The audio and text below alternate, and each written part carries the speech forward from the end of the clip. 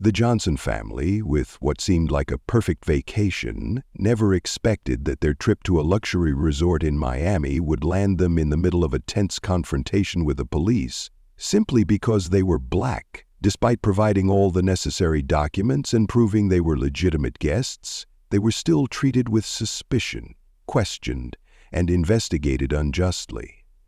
What will happen when they decide not to stay silent? Subscribe to the channel now to continue exploring the story, and let us know where you're watching from in the comments. The Johnson family had been looking forward to this vacation for months. Michael, a seasoned FBI agent, was used to navigating high-stakes, risk-laden situations in his line of work. With little time for family, let alone any real moments of relaxation, he cherished the rare opportunity to get away from the pressures of his job. Olivia, Michael's wife, was a renowned lawyer who dedicated her life to fighting for the rights of minorities and the underprivileged. Her work often found her immersed in ceaseless battles for justice, to the point where the very concept of relaxation seemed foreign to her. Together they had 2 young children, Alex and Lily. This vacation, a rare respite in their otherwise hectic lives, was their chance to forget the worries of their careers and spend precious time together as a family.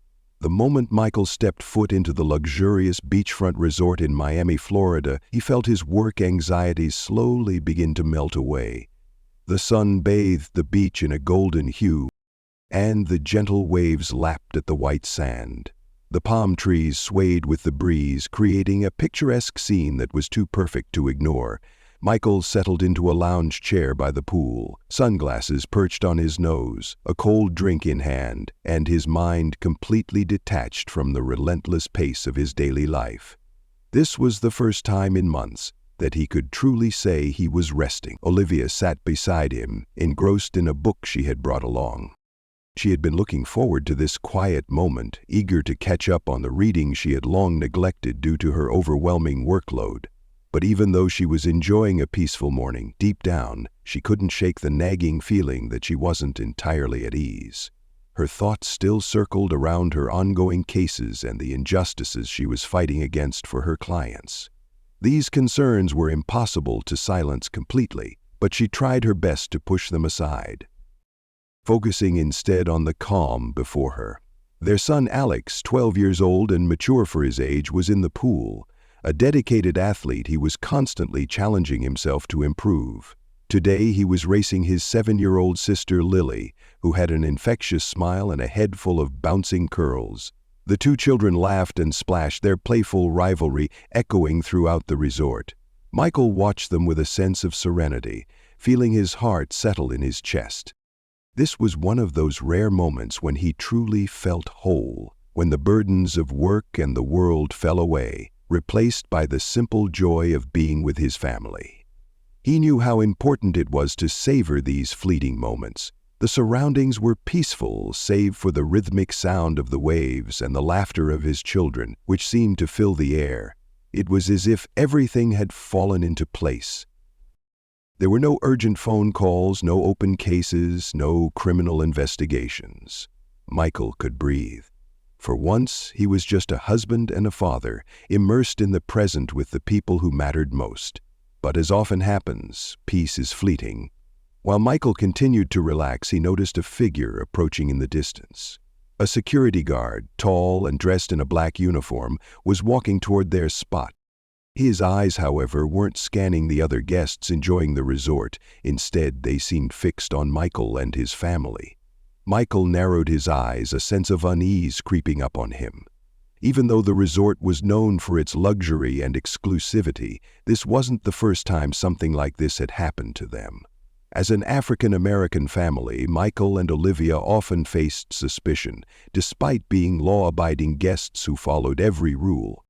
The security guard came to a stop in front of their chairs.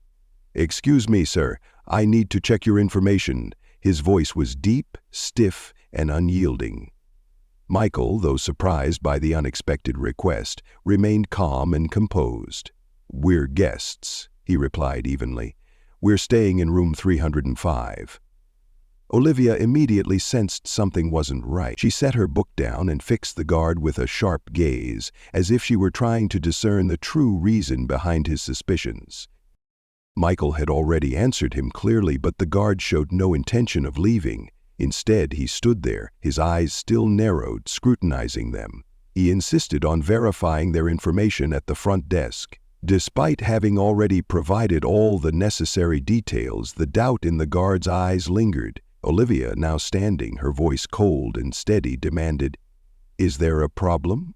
We've answered all your questions." But the security guard remained firm in his request to check further. Michael sighed, setting his drink down with a soft clink on the table. "It's probably just a procedure. Let's let them sort it out," he said, trying to calm Olivia. But even as he spoke, he couldn't ignore the rising sense of injustice gnawing at him. This wasn't the first time they had been treated like this. Olivia glanced at her husband, her own frustration mirrored in her eyes. Though she didn't speak, she could feel the tension building, but there was little she could do at that moment. As the guard walked away to verify their details, Michael felt his anxiety increase. He hoped it would be a quick resolution, that everything would be cleared up without further incident. But the reality was, no matter how many times they followed the rules, no matter how much they respected the places they visited, they were still treated as if they didn't belong. It was a feeling that never quite left them, a persistent reminder of the prejudices they constantly had to face. As the minutes dragged on, Michael couldn't help but wonder how long it would take for things to be sorted out. And if the vacation they'd dreamed of, the one they'd worked so hard for, would ever truly feel as perfect as they had hoped. When the security guard Peter returned after a few minutes, accompanied by 2 other colleagues, the atmosphere around the pool area had become heavy and tense. Other vacationers continued to sunbathe, chat, or relax by the pool without any scrutiny. The sight of it all made the Johnson family feel the glaring difference in treatment. The white guests around them, who hadn't been asked to provide any information about their room, sat quietly, unaware that the Johnson family was facing an entirely different situation. Peter, the security guard, no longer wore his previously friendly expression. Instead, his face was stern, his posture rigid. He was now accompanied by a tall, imposing guard and a more serious-looking figure dressed in what seemed to be a managerial uniform. They stopped in front of Michael and Olivia, their eyes devoid of respect. They looked at the Johnson family as if they didn't belong, as if they had no right to be there. "Mr. and Mrs. Johnson, I'm going to have to ask you to leave the area," Peter said, his voice cold and authoritative with no hesitation in his tone. Michael glanced at him, trying to maintain his calm. "We're just relaxing here, sir. We've already answered all your questions. If you need, you can call the front desk to confirm," Michael responded, his voice steady but with a growing frustration building. The injustice of the situation was starting to bubble up in his chest. Olivia, a lawyer with years of experience fighting for civil rights, couldn't bear the guard's rude demeanor any longer. She stood up and moved closer to Michael, locking eyes with Peter. Her voice was sharp, demanding, "Why do we need to leave? We've provided all the information and everything is legitimate. This can only be discrimination." Peter shot her a glance, irritation clear in his eyes, but instead of defending himself, he simply repeated his previous statement. "We're just following the rules." Olivia could feel in the pit of her stomach that this wasn't just a random occurrence. They weren't the first guests to stay at this resort, and as she looked around, she saw many white guests who weren't being subjected to the same treatment. It was becoming clear to her the reason they were being asked for verification wasn't because of procedure. It was because they didn't look like the other guests. It was because of the color of their skin. Michael turned to Olivia, and they both realized that this wasn't the first time they had faced such a situation. They had encountered similar moments at events, high-end restaurants, and other tourist spots. Despite always being valid, lawful customers, they were often treated as if they didn't belong, as if they weren't worthy of enjoying the same luxury and service that others received, just because of their race. "Lena, I won't let them do this," Michael said, his voice calm but filled with barely contained anger in his eyes. "We're legal guests here, and we haven't done anything wrong." Olivia didn't respond, but she could feel the weight of the situation in her chest. The feeling of being judged and discriminated against for their skin color was not new to them. She thought back to the legal battles she had fought for years, but she never imagined she would have to stand up for something so basic. "We're just following the rules," Peter repeated, this time with a more harsh and impatient tone. Olivia turned to Michael, her eyes filled with fury but also a deep, unwavering determination. "We've followed the rules. Why can't they accept that? This is racism, Michael. We need to stand up. We can't let them abuse their power like this." Michael looked into his wife's eyes and he knew she was right. This wasn't just about procedure. This was blatant racism, and they couldn't allow it to continue. Olivia took a step forward, her voice clear and firm.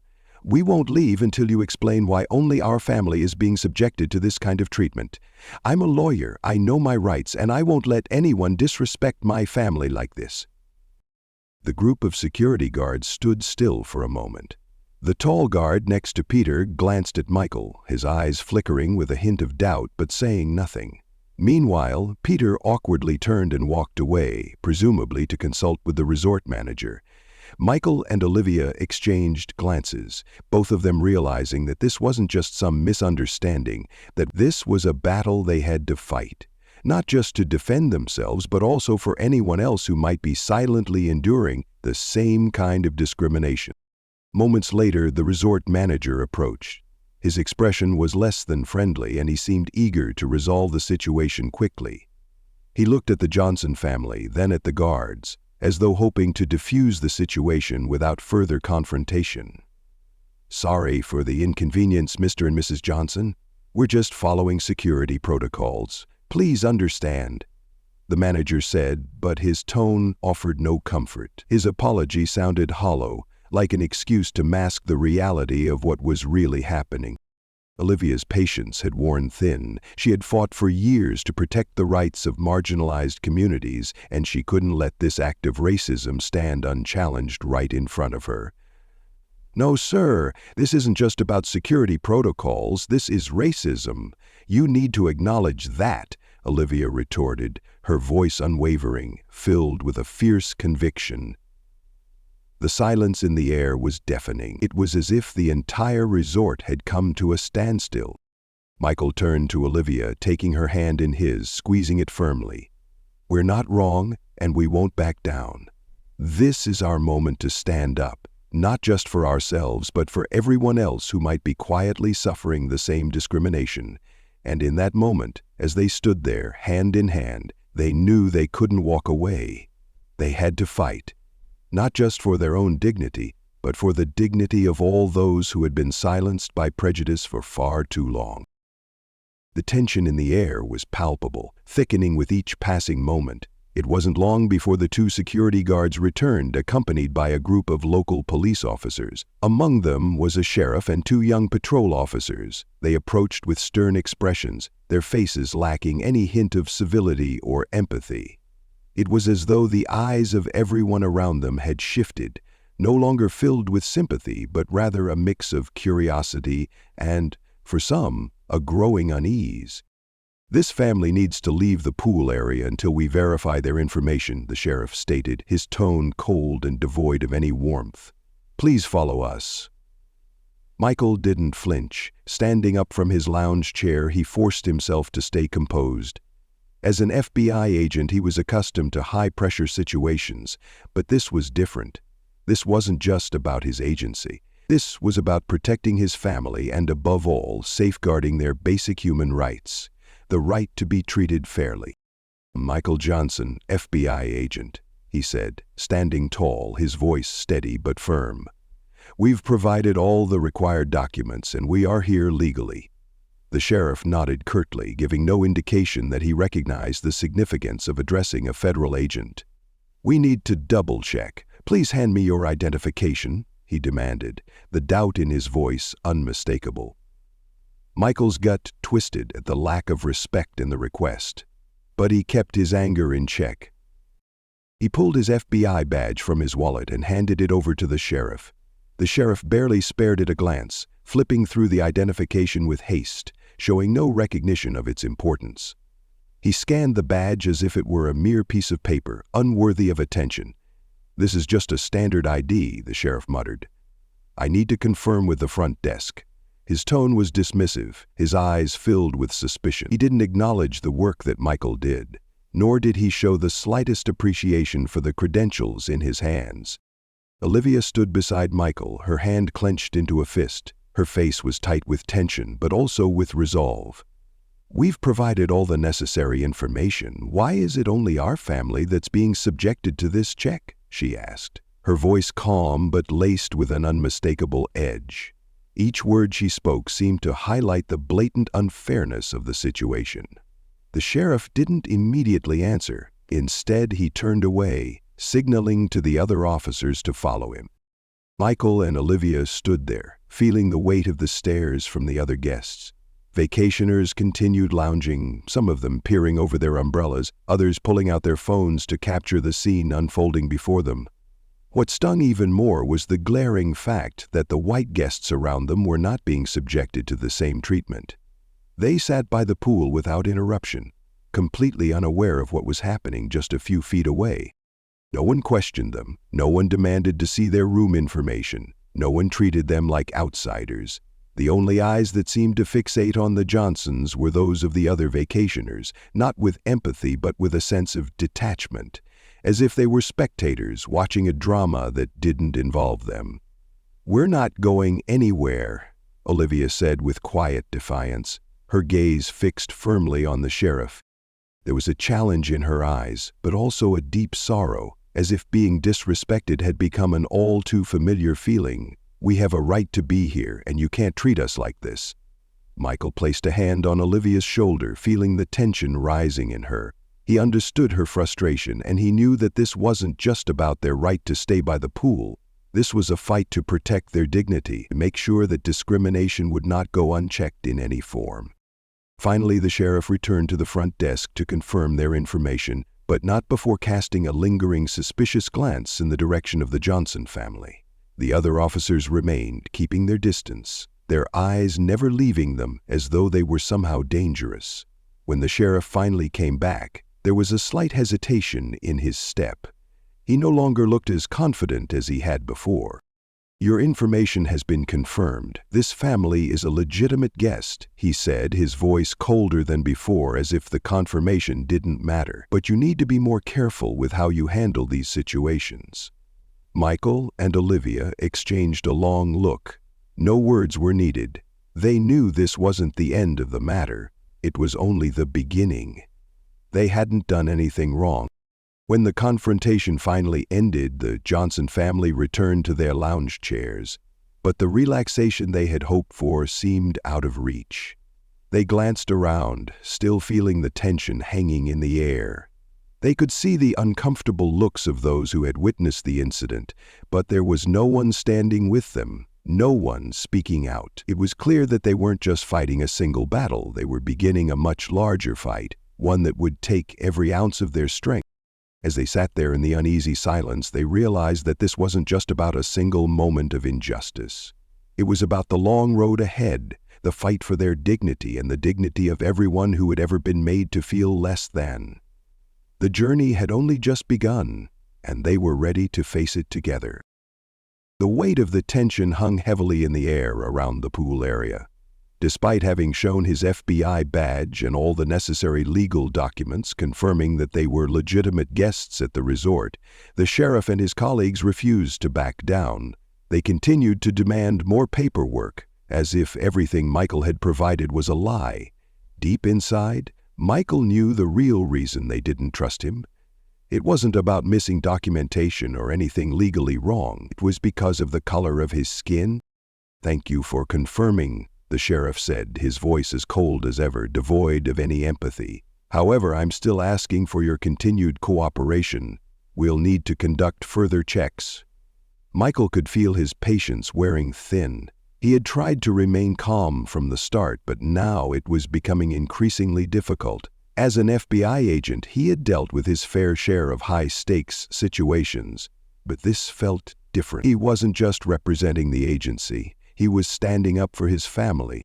Olivia, standing beside him, could sense the rising tension in the air as well. She knew this wasn't the first time they had faced such circumstances, but this time the racial discrimination was far too blatant and far too terrifying. They were being treated like outsiders, unworthy of being at a luxury resort simply because of their skin color. "We've done everything right," Olivia said, her voice filled with barely contained anger. "We are legitimate guests and you have no right to treat us like this." The sheriff didn't respond. His indifference remained unchanged. Olivia looked at her husband, her eyes filled with concern. She knew that things could escalate even further, and the growing sense of injustice inside her was threatening to boil over. As a lawyer, Olivia had spent years fighting for justice, but she had never expected her own family to be subjected to such a clear and overt form of racism. This was no longer just about a misunderstanding. "You're treating us like this because of the color of our skin," Olivia shouted, her voice carrying across the pool area, demanding the attention of everyone around them. "This is not a routine check. This is racism." Her words hung in the air, and the atmosphere around them grew even heavier. The guests nearby began to stare, their faces full of surprise, confusion, and, for some, concern. A few vacationers quietly pulled out their phones, recording the scene. Olivia could see the worry in her children's eyes. Jackson, their 12-year-old son, was staring intently at the scene, unable to comprehend why his parents were being treated this way. All he saw was the fear in his mother's eyes. Meanwhile, little Emily, their 7-year-old daughter, clung tightly to Olivia, tears streaming down her face. She didn't understand why the police were doing this to her father, and she couldn't grasp why everything had suddenly turned so wrong. Dad didn't do anything wrong," Jackson's voice trembled. "Why are they doing this to him?" Olivia held Emily close, her heart breaking at the sight of her children witnessing such cruelty. She wanted to protect them from this injustice, but deep down she knew that this would become a painful memory they would carry with them forever. How could she shield them from a society so rife with racial discrimination? The sheriff didn't respond immediately, but after a few moments, he gestured to one of the officers standing nearby. The officer, with a clear intent to act, stepped forward, handcuffs in hand, and moved toward Michael. "You'll need to come with us," the officer said, his voice cold and flat as he reached for Michael's arms, preparing to cuff him. Olivia couldn't take it any longer. With a cry of pure outrage, she screamed, "No! You don't have the right to do this to my husband. Don't you dare touch him." But the officers didn't stop. They continued their actions, ignoring Olivia's desperate protests. Michael, despite knowing he had done nothing wrong, was being treated like a criminal. The feeling of helplessness washed over him, but he fought to stay composed, not wanting the situation to escalate further. Meanwhile, phones continued to record the unfolding scene, and the bystanders, still silent, passed the videos from one to another. No one intervened, no one spoke up. Some murmured among themselves, sharing their thoughts on the incident, but no one had the courage to step forward to protect the Johnson family. Michael glanced at his wife, and in his eyes was a mixture of sorrow and concern. He knew that Olivia couldn't bear to witness this, but he also knew there was nothing he could do except keep his calm. This wasn't just about his family. This was about the rights of every person who had ever faced racial discrimination, and he wasn't going to let it go unchallenged. "We can't let this keep happening, Olivia," Michael said firmly, his voice unwavering despite the handcuffs. "We won't give up. We will fight for justice." Olivia met his gaze, her eyes filled with determination. She knew that this wasn't just about their family. It was about standing up for everyone who had ever been made to feel inferior because of their race. Even though no one was offering them support, she knew that their fight had to begin right here, right now. The phones continued to record the moment, sending the images of the confrontation out into the world. Yet, in the silence of the onlookers, the Johnson family had no choice but to stand firm. They had to stand up, not only for themselves, but for everyone who had ever suffered from racial prejudice. Despite the overwhelming tension, the Johnson family knew that they had begun their battle for justice. The road ahead would be long and difficult, but they were no longer afraid to fight for what was right. The tension in the air was thick and unyielding, stretching between every glance and every breath. Even though the police had cuffed Michael, the stares from the crowd around them never faltered, and no one spoke out. The white guests, though witnessing the blatant injustice unfolding before them, remained silent. They did nothing to protect the Johnson family, only lifting their phones to record the moment, as though it were something to be shared online rather than a human rights violation to confront. The sense of abandonment and loneliness gnawed at Michael and Olivia, deepening their disappointment. Olivia scanned the crowd, her gaze sweeping across faces that were indifferent, eyes that skimmed over them with nothing but mild curiosity. A few people whispered quietly among themselves, but their interest seemed shallow, as if they were only concerned in the moment's entertainment. No one stood up. No one dared to speak out against the police. The bystanders, witnesses to the undeniable racism unfolding in front of them, lacked the courage to challenge the wrong that was happening. Olivia's heart ached. She wasn't just hurt by what was happening to her own family. Silently, Olivia looked at Michael, her gaze lingering on him before she bent down to hug Emily, who clung to her tightly, tears streaming down her face. "Don't worry, sweetheart, Mommy's here," she whispered, trying to soothe her daughter, though her heart was breaking. Emily, only 7 years old, couldn't understand fully what was going on, but the fear in her eyes was unmistakable. She didn't know why her father was being treated this way, why the people around them were treating their family like this. Olivia turned to Jackson, their 12-year-old son. His eyes, too, were full of worry. "Jackson, Daddy's going to be okay," Olivia said. Her voice steadied despite the turmoil inside her. "He's going to be fine. You don't have to be afraid." But Jackson, though filled with concern, couldn't tear his eyes away from Michael. He didn't understand why his father, an FBI agent, was being handcuffed in front of his mother and sister. The sight made him feel small, powerless, as if no one was safe, not even his dad. Michael, despite being handcuffed, met Olivia's gaze with quiet resolve. He didn't want to let fear take over, especially not in front of their children. He gave her a small smile, though his heart weighed heavy with the injustice he was feeling. "Everything's going to be all right, Olivia," he said, his voice steady despite the rage boiling inside him. "We can't let this scare us. We have to keep fighting for our rights." Olivia nodded, but inside she was overwhelmed with frustration. Not only was she hurt by what her family was enduring, but she also couldn't fathom the indifference of the people around them. How could a society progress when those who witness injustice choose to remain silent? She felt as if she was fighting alone, while those who had the power to speak out chose to remain bystanders. How long could this continue? In that moment, Michael looked at the phone, still recording their every move, and realized this situation wouldn't end quietly. It was going to spread quickly across social media. The ripple effect would be far-reaching, and though they didn't know where this would go, they were certain of one thing: their lives would never be the same after today. With the weight of it all pressing down on her, Olivia knew this wasn't just about their family. This was a wake-up call for society.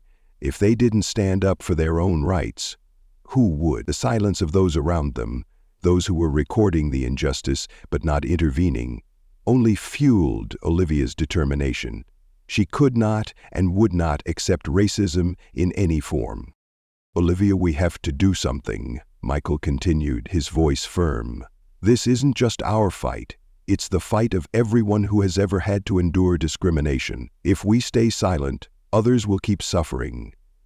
Olivia felt the strength in Michael's words. She knew this wasn't the time to back down. This was their chance to not only defend their own family's rights, but to stand up for everyone who had no voice in a society that too often silenced them. She looked at her children, her eyes filled with resolve, then turned to Michael. Her gaze met his, and in that moment they both understood. This fight wasn't just for them. It was for everyone who had ever been oppressed. The tension escalated even further as the sheriff and his team of officers moved closer, as if preparing to do whatever it took to keep Michael detained. They paid no attention to the Johnson family's pleas, ignoring their basic rights as citizens. The only reason they were being treated this way was because of the color of their skin. As the situation teetered on the edge of chaos, Olivia turned to the surrounding tourists once more. They continued to record, but none stepped forward. The phones kept capturing the moments, but not a single soul intervened. The painful truth was clear. They were living in a society where people would speak up only when it benefited them. But when it came to injustice, they remained silent. A powerful sense of urgency welled up within Olivia. "We can't let them keep doing this," she said, her voice firm and unwavering. "We will fight, whether anyone stands with us or not. We will make this society realize that racism cannot exist anymore." Michael looked at his wife, a surge of pride filling his chest. He knew the road ahead wouldn't be easy, but they couldn't give up. They would do whatever it took to make sure this injustice ended. Despite the cold stares and the indifference from the crowd, they were ready for the long battle ahead. Their fight for justice had just begun. Olivia stood at the edge of the pool, her heart tightening with each beat. Michael remained handcuffed, facing the sheriff and his colleagues. The world around them seemed to dissolve into silence, broken only by the soft lapping of the water and the cold, unwavering stares from the officers. Despite presenting his FBI badge, proving they were legitimate guests at the resort, the sheriff and his colleagues remained indifferent. Olivia knew with a sharp clarity that she was the only one who could stand up and defend her family. If she didn't, no one else would. With a shaky hand, Olivia pulled out her phone, trying to steady her breath. She dialed Ella, a colleague and fellow lawyer she knew could help in situations like this. She couldn't let this racial injustice go unchecked. "Ella, I need your help right now," Olivia said urgently, her voice filled with determination. "We're being treated unfairly and I need to file a lawsuit. Get the paperwork ready and I'll send you the videos and testimonies from the witnesses." Olivia stood there, watching the police continue to glare at Michael, feeling like she was facing an insurmountable wall. Everyone around them remained silent. The bystanders raised their phones, filming every moment, but no one intervened to defend the Johnson family. Olivia felt the weight of the silence press down on her, a silence that spoke volumes about the apathy of those around them. Their lack of action made her feel more alone than ever. As she spoke to Ella, Olivia couldn't tear her eyes away from Michael. She knew he could feel the weight of the oppression, but he was doing his best to hold back. Not wanting to escalate the situation further, still Olivia's heart broke as she watched her husband, an FBI agent, someone who had spent his life fighting for justice, being treated like a criminal in front of her and their children. I was certain that a lesson was learned in her constant sobbing. The loss of her son happened to be the height of her oppression. She couldn't stand by any longer. She had to do something to change this situation. A moment later, as Olivia ended the call, the sheriff seemed to notice the determination in her eyes. She had made a phone call, and the realization began to settle in. This situation was no longer something he could easily control.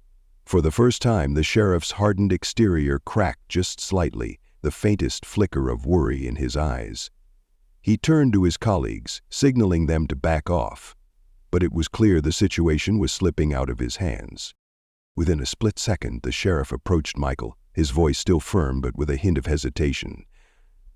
"You're free to go," he said curtly, not meeting Olivia's or Michael's gaze.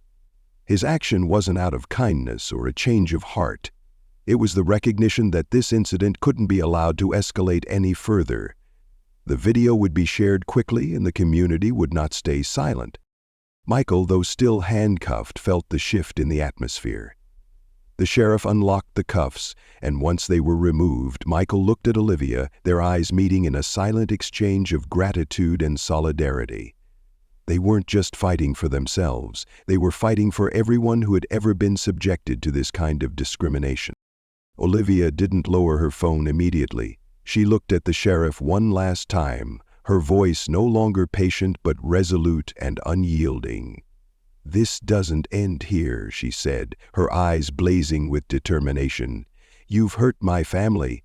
You will face consequences, and I won't stop until justice is served." The sheriff didn't respond, only turning to signal his colleagues to leave. However, the events that had just unfolded, captured on countless videos from the surrounding guests, would not be easily forgotten. Olivia turned back to Michael, gently brushing her hand across his face, her eyes full of resolve. "We're not just fighting for our family," she said, her voice steady and strong. "We're fighting for everyone who doesn't have a voice. This cannot go on. Racism must end." Michael nodded silently, but his eyes mirrored her determination. They were ready. They wouldn't stand idly by in the face of injustice. Turning back to look at their children, Jackson and Emily, standing nearby with worried faces but also pride in their eyes, Olivia's heart swelled. They had seen what had happened, and though they were young, they would come to understand that standing up for truth and justice was one of the most important things in life. Olivia turned once more to the crowd of tourists gathered around, their phones still capturing the unfolding events. Those phones would serve as powerful tools to spread the message of the injustice, but Olivia knew the people who had witnessed it needed to realize something as well. Change wouldn't come if no one stood up. They couldn't just watch the events unfold on their screens. They had to take action. But in that moment, the Johnson family understood they couldn't rely on others for change. The fight had to start with them. This trip had not gone as they had hoped, but it marked a turning point for the Johnson family. They weren't just fighting for themselves, they were fighting for everyone who had endured racial discrimination. They would continue to fight, not just in the courtroom but in their daily lives, with the hope that one day society would become more just and equal. The Johnson family was ready for the long journey ahead, and they wouldn't stop until they ensured that everyone, regardless of race, would be treated with fairness, respect, and dignity. Hit the subscribe button and don't forget to leave a comment so I can hear your thoughts and suggestions for future videos.